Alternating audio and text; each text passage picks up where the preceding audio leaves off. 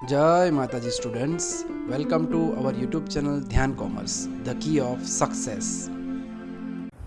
जय माता the students, आज हम मैथमेटिकल एक्सपेक्टेशन में नया पार्ट शुरू करने जाने वाले हैं, जिसमें एक छोटी सी फॉर्मूला हमें ऑब्जर्व करनी है।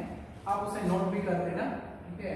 वैसे तो बेसिक पार्ट है, प्रोबेबिलिटी की फॉर्मूला pxi हम लिख सकते हैं as fi divided by n। Technically इसे कहा जाता है, अगर वर्ड्स में कहे तो प्रोबेबिलिटी का मीनिंग नॉर्मल होता है, प्रोबेबिलिटी होता है favourable cases divided by total cases. अनुकूल बनावनी संख्या भाग्या कुल बनावनी संख्या, रेगुलर आपने टर्म्स में कही तो ये वर्ड्स में इसका भी इस्तेमाल आज के हम लेक्चर्स में करने वाले हैं। मगर फिलहाल हमें ये पार्ट यूज करना है और हमें पता है व्हाट इज कैपिटल एन यानी सिग्मा fi आवृत्तियों सरवाव, ठीक है। तो ऐसे दो समय हमारे पास जिसके अंदर हमें फ्रीक्वेंसी डिस्ट्रीब्यूशन दिया गया है, fi xi दिया गया है। x वेरिएबल कौन सा होगा तो वो हमें क्वेश्चन के ऊपर से पता चलता है। पेज नंबर 121 पे आते हैं, सम नंबर 11 में खाली उन्होंने एक्सपेक्टेड वैल्यू पूछी है। 12 नंबर हम करेंगे क्योंकि उसके अंदर मीन के साथ वेरिएंस भी पूछा है। क्वेश्चन देख सकते हैं page number 121, the record showing the demand of trucks for last 50 days is given below. उन्होंने दिया हुआ है नंबर ऑफ ट्रक्स डिमांडेड 0 1 2 3 4 और जीरो डिमांड में से कितने दिन है तो number of days are 5, then 1 के लिए 10, 2 के लिए 15, 3 के लिए 10 एंड 4 के लिए भी 10। ओवरऑल अगर कहे तो ऊपर जो है वो हमारा वेरिएबल x होगा। क्वेश्चन के ऊपर से पता चलता है हमें, देखो आप पूरा पढ़ लेते हैं हम। The record showing the demand of trucks for last 50 days is given below, find the expected demand. Expected के बाद जो दिया जाए वो होता है हमारा variable x, random variable x। या फिर टेबल में से भी आप देख सकते हो, क्वेश्चन में हमें दिया गया है, पहली रो में दिया है नंबर ऑफ ट्रक्स डिमांडेड, यानी डिमांड किसकी है ट्रक्स की, तो x हमारा होगा रैंडम वेरिएबल, ठीक है। और उससे रिलेटेड हमें एक्सपेक्टेड वैल्यू, जैसे कि हम कहते हैं e ऑफ x यानी expected value of random variable x, यानी वैसे ही हमें यहाँ पे पूछा गया है एक्सपेक्टेड डिमांड यानी कि e of x। And variance of the demand also पूछा गया है, यानी वेरिएबल जो है हमारा x वो हम कहेंगे number of trucks demanded, number of days दिया गया वो होगी हमारी फ्रीक्वेंसी, और उसका आप टोटल करेंगे। प्रोबेबिलिटी अब खुद ढूंढनी पड़ेगी, अब जो सम करने वाले हैं सभी में प्रोबेबिलिटी दी जाएगी नहीं, तो पार्ट थोड़ा सा हमारे जिम्मेदारी बढ़ जाती है कैलकुलेशन में। अभी तक के सम्स जो हमने देखे उसमें तो xi pxi रेडी था, properties of expected value variance वो यूज करके हमने आगे के सम्स किए हैं, ठीक है। तो इसमें कैसे ढूंढा जाता है प्रोबेबिलिटी का पार्ट वो ऑब्जर्व करते हैं। सबसे पहले तो हम सपोज कर सकते हैं या कंसीडर कर सकते हैं, कंसीडर वेरिएबल x यानी कि हम कह सकते हैं number of trucks demanded, simply demand लिखते हो तो भी चलता है, अगर हम यहाँ पे डिटेल में लिखेंगे, ठीक है, तो उसे हम लिखेंगे हमारे xi की तरह पहली कॉलम में i लिखा जाता है क्योंकि अलग अलग वैल्यूज होती है रैंडम वेरिएबल की। एंड नंबर ऑफ डेज जो है नेचुरली मैं पहले ही कह चुका हूँ, उसे हम कहने वाले हैं फ्रीक्वेंसी यानी fi रहेंगे। तो 0 1 2 3 एंड 4 ये वैल्यूज हमारे पास है, उनसे रिलेटेड फ्रीक्वेंसीज दी गई है, दैट इज 5 10 15 10 एंड 10। तो ये जो है वो होगा हमारा कैपिटल N, कैपिटल N की वैल्यू हुई हमारे लिए 50, जो वैसे उन्होंने ऑलरेडी ऊपर लिख के दिया गया है, ना दिया जाए तो हमें टोटल खुद करना पड़ेगा। अब क्या करना चाहिए हमें, तो अब जो हमें पार्ट करना है उसके लिए सबसे पहले हमें फाइंड करना है प्रोबेबिलिटी। सो फॉर्मूला वही यूज करने वाले हैं प्रोबेबिलिटी की। उसके बाद का रास्ता एकदम क्लियर है, सिंपल सा काम रहता है हमारा, यानी ये फॉर्मूला याद रखनी है आपको। मगर यूज कब करोगे जब प्रोबेबिलिटीज ना दी जाए और इस टाइप के सम्स हो, ज्यादातर 2-3 सम दिखते हैं यहाँ पे हमें। सो 5/50 0.10, 10/50 0.2, 15/50 0.3 या 30 लिख सकते हो, ऊपर भी हम 0.1 लिखे तो चलेगा। अगेन 10/50 यानी अगेन 0.2, अगेन 10/50 यानी 0.2, 2 2 4 3 7 2 9 और 1 10। प्रोबेबिलिटी का टोटल 1 होना चाहिए, ये खास ऑब्जर्व हमें करना पड़ता है, ठीक है। तो नया पार्ट यहाँ पे बस इतना ही था, प्रोबेबिलिटी रेडी हो गई है। पहला क्वेश्चन उनका जो था हमारे लिए वो उन्होंने पूछा है फाइंड एक्सपेक्टेड डिमांड, यानी क्वेश्चन को क्लियर कर लेते हैं हम, ठीक है।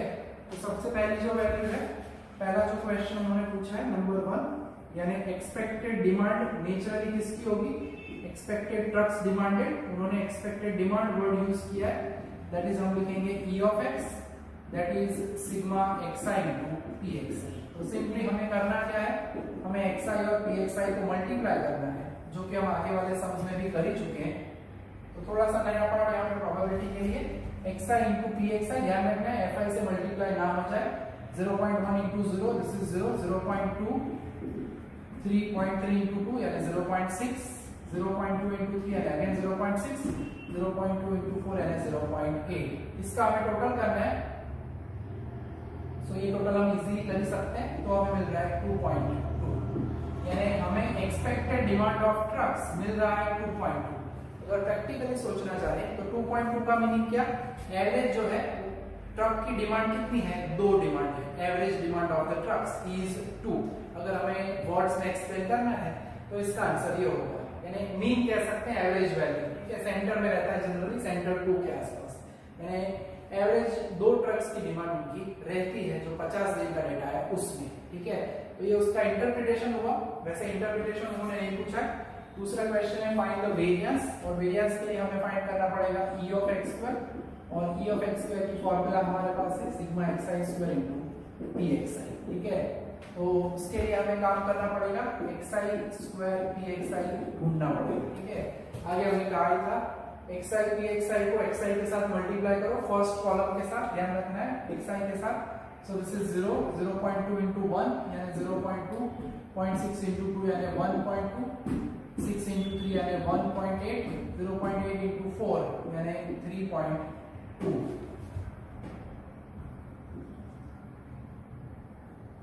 ये 6.4 हो रहा है। You can use the calculator, मैं भी चेक कर लेता हूँ, ठीक है, क्योंकि गड़बड़ हो जाए उससे अच्छा चेकिंग करना चाहिए। सावधानी घटी तो दुर्घटना घटी, और एग्जाम में दुर्घटना का परिणाम जो है वो अच्छा नहीं होता। So 6.4 it is. So E of X square मिल चुका है हमें। सो इतना थोड़ा सा मॉडिफिकेशन हो सकता है क्वेश्चन में, फिलहाल अभी पहला ये समय। आज का लेक्चर बहुत इंपॉर्टेंट है, क्योंकि अब हमें एक्स भी यहाँ पे दिया था, पी एक्स आई ढूंढा। नेक्स्ट सम्स ऐसे होंगे सभी हमारे जिसमें एक्स भी हमें अज्यूम करना पड़ेगा, वैल्यू ऑब्जर्व करनी पड़ेगी, पी एक्स आई भी हम खुद ढूंढेंगे, ठीक है। तो आगे बढ़ते हैं। वेरिएंस ऑफ डिमांड ऐसा उन्होंने लिखा है वर्ड्स में, तो हम भी वैसे लिखेंगे variance of demand. Naturally demand होगी हमारे ट्रक्स की ही, ठीक है। सो उसे हम कहते हैं v of x, and formula wise it is e of x square minus e of x whole square, ठीक है। तो e ऑफ x स्क्वायर की वैल्यू रेडी है हमारे आंखों के सामने, e ऑफ x भी ऑलरेडी तैयार है, दोनों की वैल्यू अब रख देते हैं हम। तो दिस इज 6.4 माइनस 2.2 का स्क्वायर, 2.2 का स्क्वायर कर देते हैं, तो दैट इज 4.84। 6.4 में से माइनस करेंगे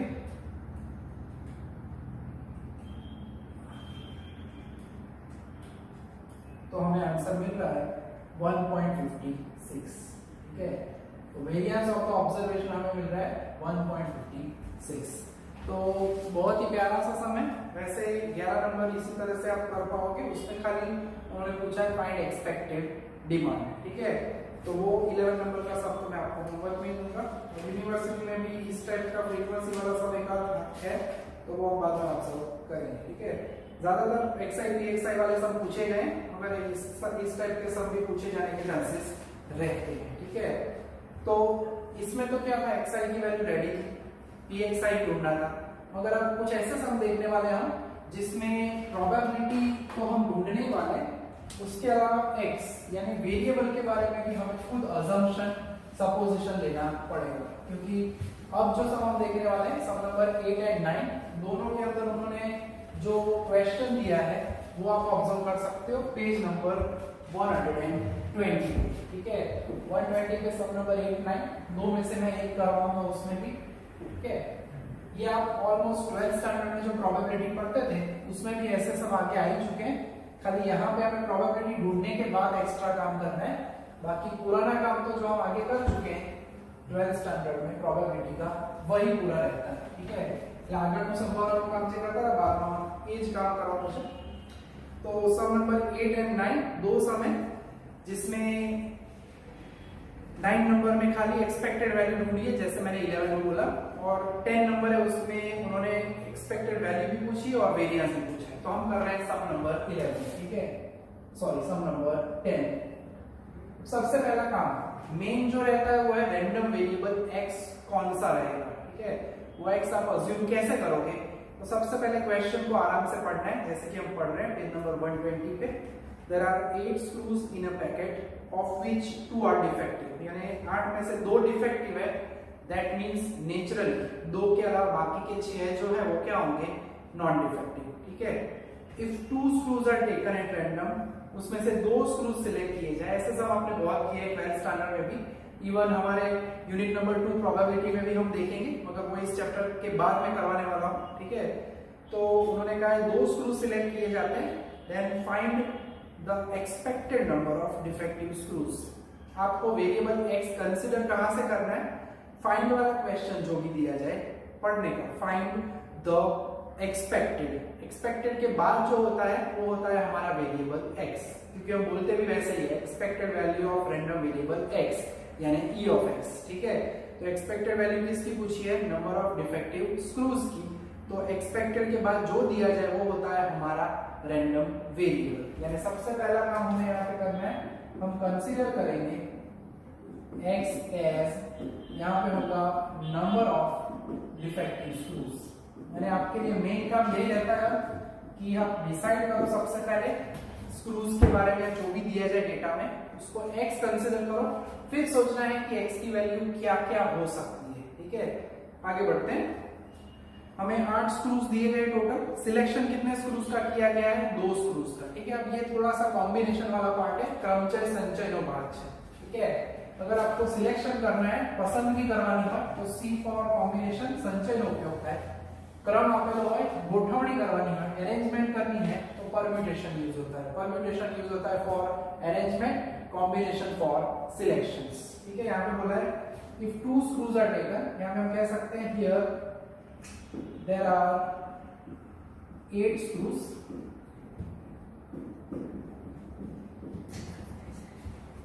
in a packet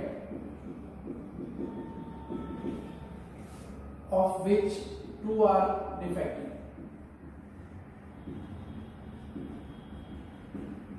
That is, ये हम समझने के लिए लिखते हैं 2 डिफेक्टिव है, that is 6 are non defective। Natural बस पूछा કે जो बेस स्क्रूज डिफेक्टिव है तो बाकीना 6 જે હશે એ કેવા છે, नॉन डिफेक्टिव, ठीक है।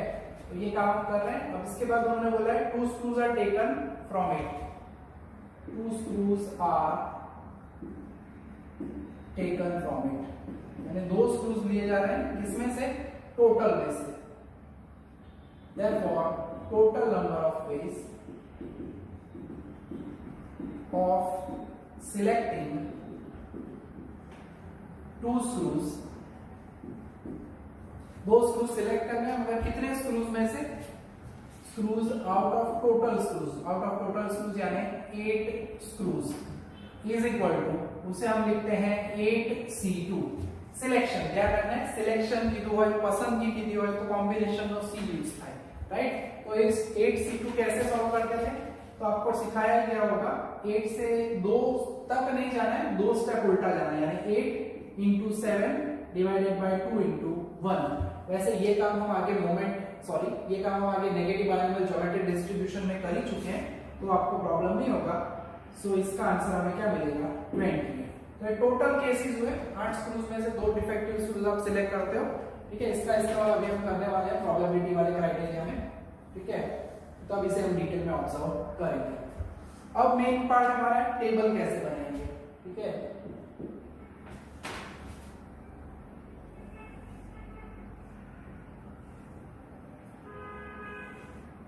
एक्साइड, अब जो उन्होंने बोला है उस हिसाब से हमें स्क्रूज कितने सिलेक्ट करने हैं, 2 स्क्रूज सिलेक्ट करने हैं। 2 स्क्रूज सिलेक्ट करते हैं, हमने 2 स्क्रूज उठा लिए, ठीक है, डिब्बे में से या बॉक्स में से।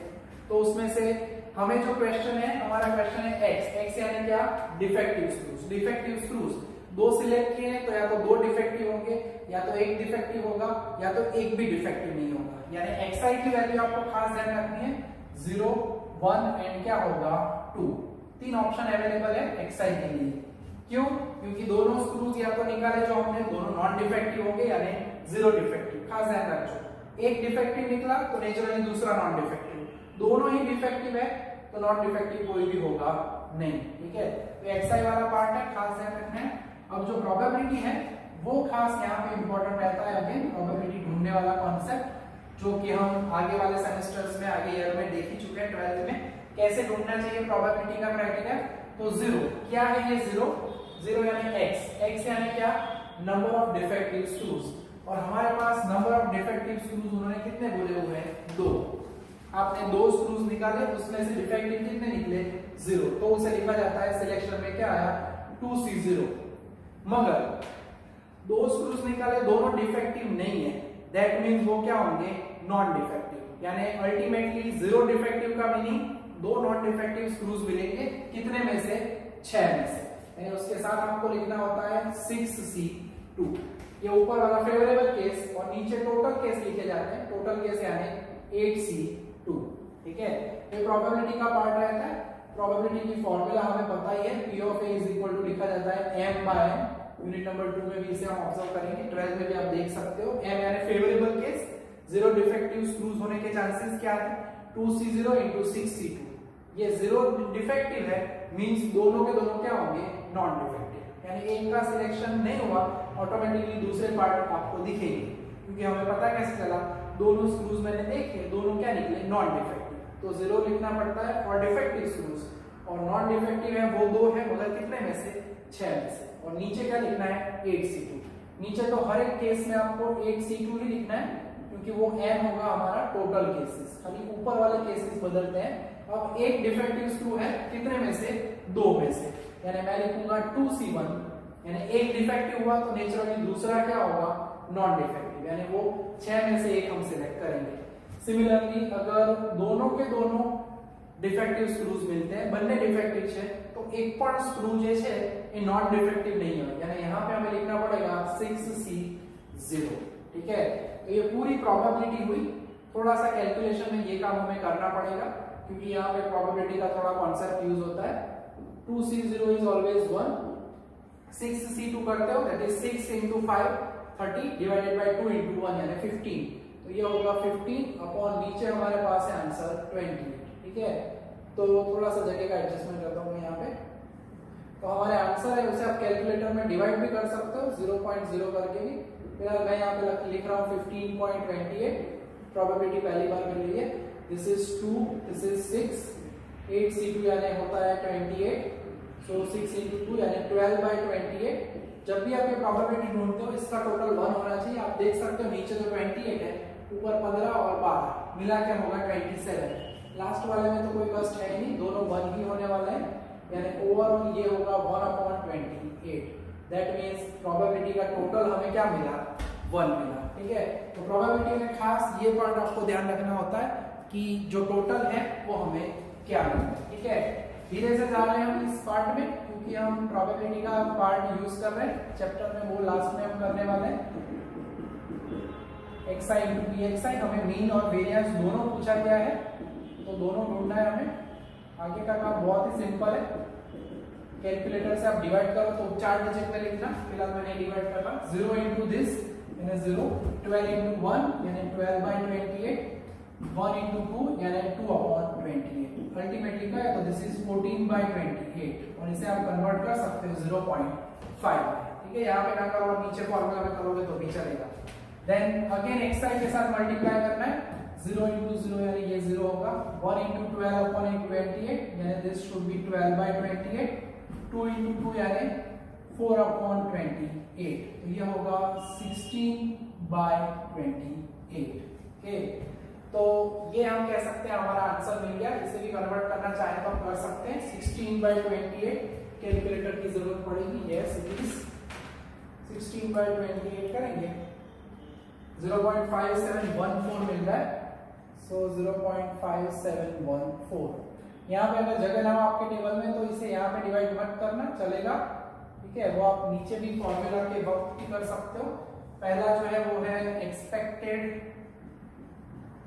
उन्होंने जो क्वेश्चन पूछा है उसी तरह से हमें आंसर भी लिखना है। क्वेश्चन में पूछा है expected number of defective screws, तो वही हम लिखते हैं expected number of defective screws जिसे कहा जाता है ई ऑफ एक्स यानी sigma x i into t x i, और इसका आंसर हमें मिल रहा है एक्सपेक्टेड वैल्यू जो कि अभी हम लेके आए 0.5, यानी ऑलमोस्ट आधा डिफेक्टिव स्क्रू। अब ऐसा तो ऑब्जर्व नहीं कर सकते प्रैक्टिकली, यानी अगर हम 2 स्क्रू सिलेक्ट कर रहे हैं तो on an average 1 screw defective हमें मिलता है। 1/2 का मीनिंग क्या है, 2 सिलेक्ट कर रहे हैं तो 1 डिफेक्टिव होता है ज्यादातर और दूसरा नॉन डिफेक्टिव। ऐसा प्रैक्टिकली हम ऑब्जर्वेशन देख सकते हैं। ठीक है, एक्सपेक्टेड वैल्यू हो चुकी है।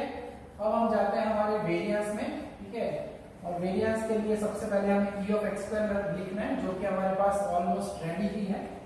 थोड़ा सा ये क्राइटेरिया वाइज हम काम कर रहे हैं, सिंपल है, बाकी का कॉन्सेप्ट वही है, स्टार्टिंग बदल गई है। तो अब ई ऑफ एक्स स्क्वायर की वैल्यू जो हम लेके आए हैं अभी के अभी sigma XI square into T XI, उसकी वैल्यू रख देते हैं। दैट इज, अगर वहां पे आपको जगह नहीं मिलती तो आप ऐसे लिख के यहाँ पे भी कन्वर्ट कर सकते हो 0.5714। अगर किसी स्टूडेंट्स को दिखना रहा हो टेबल में वहां पे तो खास उनके लिए मैं ये काम कर रहा हूँ, डिवाइड अगेन किया है।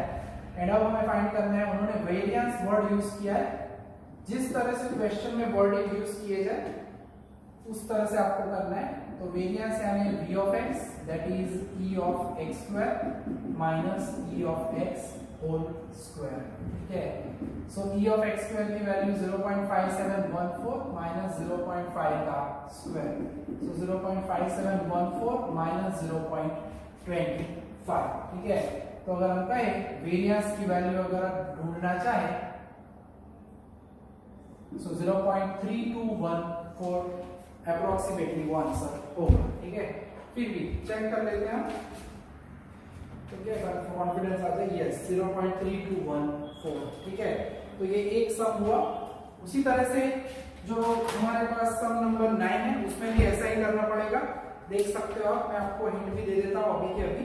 दिया क्या है तो बताया कि there are 5 white and 3 black balls in a box। जैसे यहाँ पे था 2 डिफेक्टिव, तो बाकी हमने खुद अज्यूम कर लिए थे कि 6 नॉन डिफेक्टिव होते ही है नेचुरली। यहाँ पे उन्होंने 2 अलग अलग नंबर लिखे हैं, 5 white and 3 black ball, यानी टोटल 5 और 3 मिला के क्या होगा 8। यहाँ पे भी जैसे 8 था वैसे ही, मगर उसमें क्या बोला है 3 balls are taken at random from the box।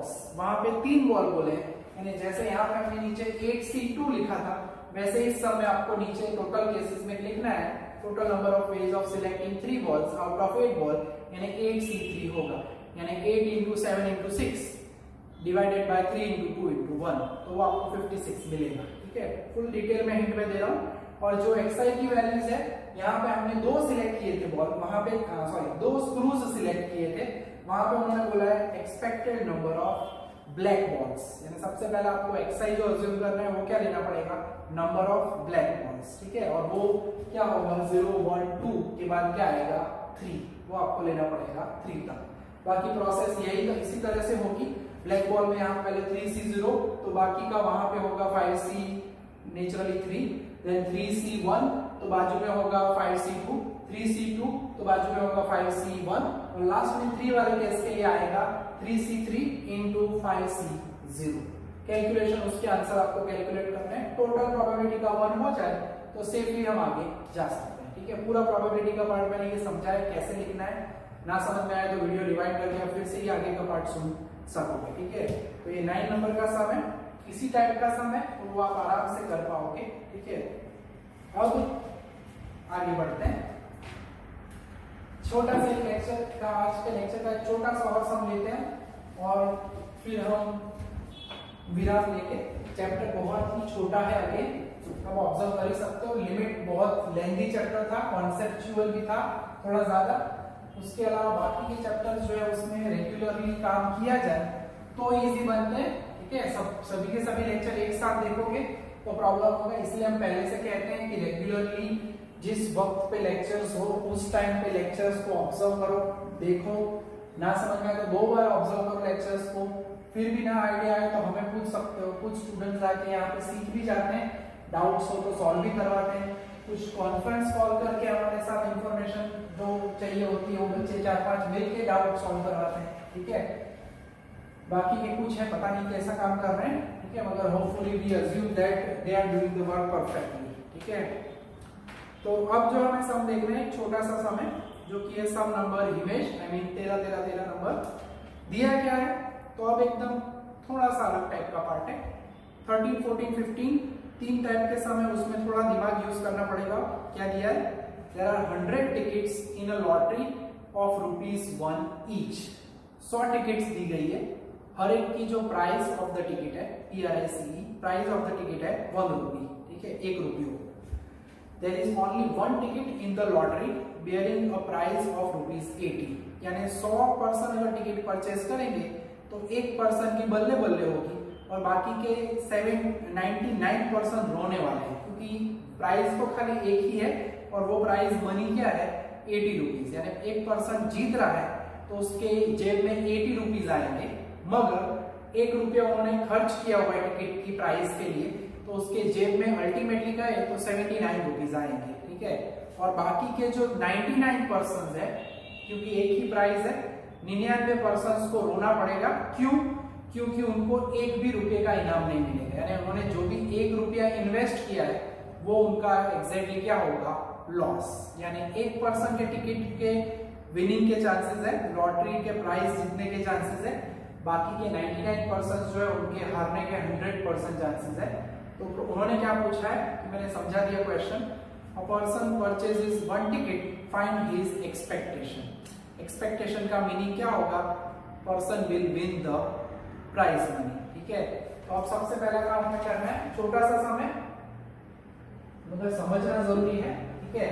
तो हम डिटेलिंग कर देते हैं कि देयर आर 100 टिकट्स, ये थोड़ा एक्सप्लेन करना चाहिए एग्जाम में। इन लॉटरी, यानी ये तो आपको क्वेश्चन में से ही कॉपी करना है, ऑफ ₹1, ठीक है, आप रुपी की साइन यूज कर सकते हैं, ठीक है। उसके बाद लिखा है उन्होंने, there is only 1 ticket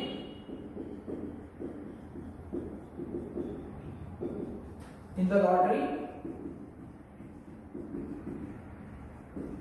bearing the price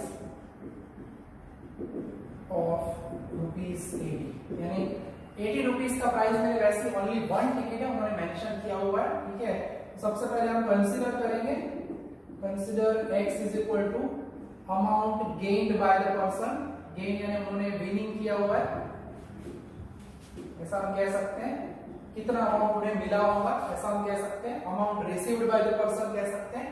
और उसके लिए हमारे पास टेबल में ज्यादा कोई कष्ट नहीं रहता, खाली एक्सपेक्टेड वैल्यू ढूंढनी है, यानी E of x ही ढूंढना है। मैं कह ही चुका हूं इसलिए कि ये बहुत ही छोटा सा समय, टेबल भी वैसे ज्यादा लेंथी नहीं होगा।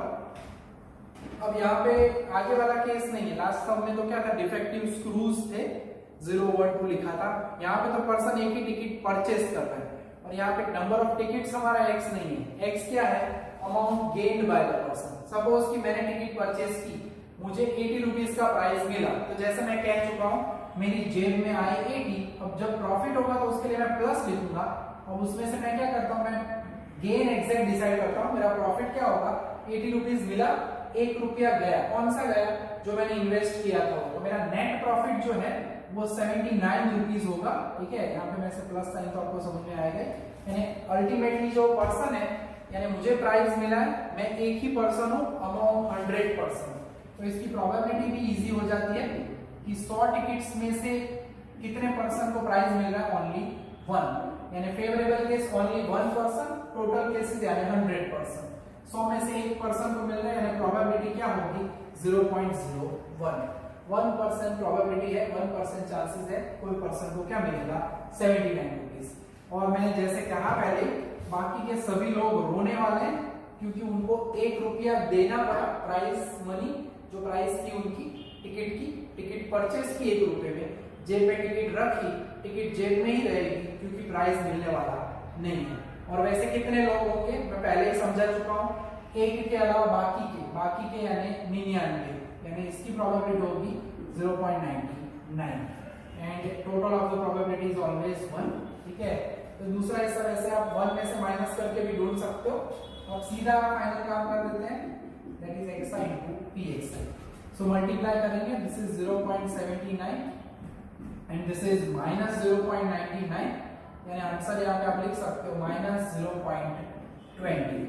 और वैसे भी ठीक है, ऐसे लॉटरी और गैम्बलिंग में कभी भी विश्वास नहीं रखना चाहिए, क्योंकि लक बाय चांस में ज्यादातर लॉस ही रहता है। मेहनत से अगर आप अर्निंग करते हो तो आपको आराम से आपका जो फल है, रिजल्ट है, वो मिलने ही वाला है, ठीक है। इसीलिए हम कहते हैं work hard and you will succeed. Regular पढ़ने में मेहनत करते रहो। जून से लेके अब तक ऑलमोस्ट नवंबर तक का काम हमने रेगुलरली किया है, तो आपको जरा भी टेंशन नहीं होगा। डे बाय डे आपका वर्क हो रहा था, टेस्ट भी दे रहे थे सभी, ठीक है, तो उनको चिंता नहीं है। जो लोग अब एकदम से जागने वाले हैं कि वो एग्जाम आ गई 17 दिसंबर की डेट जो दी है यूनिवर्सिटी ने, तो उनके लिए दिन बहुत कम बाकी रहे, ठीक है। जिन्होंने रेगुलर वर्क किया उनके 4 सब्जेक्ट ऑलमोस्ट रेडी होने को है, ठीक है, क्योंकि हम 3 यूनिट तो सभी चैप्टर्स, सभी सब्जेक्ट्स के अंदर ऑलमोस्ट कंप्लीट होने की तरफ ही है, ठीक है। तो मेहनत रेगुलर करना है, आपको यही कहना है, दूसरों को कुछ भाषण देने की आवश्यकता नहीं है, ठीक है। आज का लेक्चर वैसे भी थोड़ा ज्यादा डिस्क्रिप्टिव रहा है, सम कम है, एक्सप्लेनेशन ज्यादा है, ठीक है। तो हमारा क्वेश्चन जो था उस हिसाब से मुझे लिखना है, खाली कुछ ज्यादा कुछ लिखना नहीं है। Is expectation, therefore expected value ऐसे लिखूंगा मैं, यानी e of x is expectation, ऐसे भी हम कह सकते हैं सिग्मा xi इनटू pxi। मतलब टेबल के अंदर आंसर नहीं छोड़ना है, ठीक है। आपको इस तरह से आंसर लिखना चाहिए, फॉर्मूला मेंशन करनी चाहिए। एग्जाम में आपको दिखाना जरूरी होता है कि फॉर्मूला क्या है। आपको आता है, मुझे भी आता है, मगर पेपर चेक करने वाले ये सोचते हैं कि बच्चे ने आंसर ठीक से लिखा है कि नहीं। फाइनल 1 मार्क यहीं से मिलता है अगर ये पूछे तो। वैसे ये ऑब्जेक्टिव का सम है, 1 मार्क या 2 मार्क में ऑब्जेक्टिव में ये 30 नंबर का सम पूछ सकते हैं, ठीक है। तो आज के इस लेक्चर में हम यहाँ तक का काम रखने वाले हैं। नेक्स्ट लेक्चर में अब ज्यादा नहीं काम बाकी है, मैक्सिमम 2 लेक्चर का काम बाकी है, तो इस चैप्टर का भी एंडिंग होने वाला है, ठीक है। तो यहाँ तक रखेंगे आज के लेक्चर में। होमवर्क, यस, किसी ने दिल से बोल दिया फ्यूचर से आवाजाई, क्योंकि लेक्चर अभी रिकॉर्ड कर रहा हूँ, लेक्चर आपका कल होगा, तो फ्यूचर से आवाजाई कि सर होमवर्क तो देना भूल गया, तो नहीं। 11 एंड 9 2 एक्सरसाइज के सेम टाइप के सम है, और आप चाहते हो कि मैं आपको एक इलुस्ट्रेशन भी दूं, ओके मैं दे रहा हूं। तो इलुस्ट्रेशन नंबर 18, ठीक है। जितना काम दिया जाए रेडी करते रहो, एग्जाम आके रुकेगी तब आपको तैयार रहना है, ठीक है, युद्ध में लड़ने के लिए, ठीक है। तो इतना काम करो। नेक्स्ट लेक्चर में हम बहुत ही इंपॉर्टेंट 3 एग्जाम्पल देखने वाले हैं, याद रखने वाले हम। जय माता जी, थैंक यू।